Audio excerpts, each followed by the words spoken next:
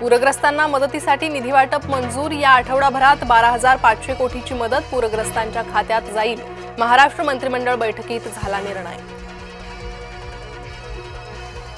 जैन बोर्डिंगच्या जागेचा व्यवहार रद्द करण्यासाठी तयार। विशाल गोखले यांच्या वकिलांची धर्मादायुक्तांना माहिती। जैन बोर्डिंगचे ट्रस्टी सुद्धा या व्यवहारातून माघार घेण्याची शक्यता।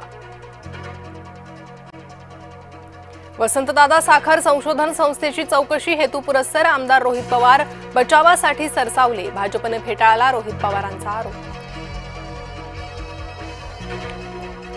वरळी मतदारसंघात 19,333 मतदारांची गडबड। बऱ्याच मतदार संघात वडिलांचं आणि पतीचं नाव सारखंच। वडिलांचं नाव बदलून पतीची नावं केली। आदित्य ठाकरेंचा दावा।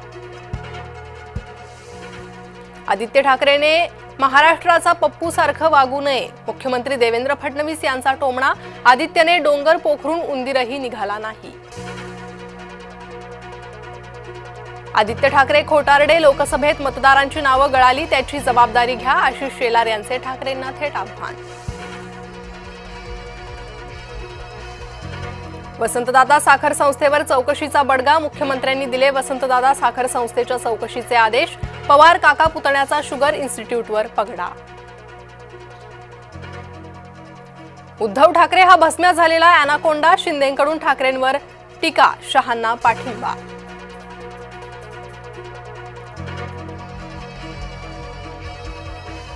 निलेश घायवळ भोवतीचा फास आवळला। भारताची थेट इंग्लंडला विनंती। ब्रिटन पोलिसांनी निलेश घायवळला अटक करावी। फलटण महिला डॉक्टर आत्महत्या प्रकरण। गोपाळ बदने आणि प्रशांत बनकर यांच्यात व्हॉट्सअप कॉल।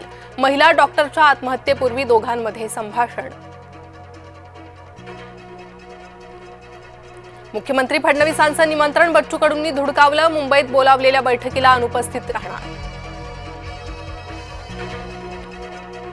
शतकानुशतकाचं हिंदूचं स्वप्न पूर्ण झालं। जन्मभूमीवर राम मंदिर पूर्ण झालं।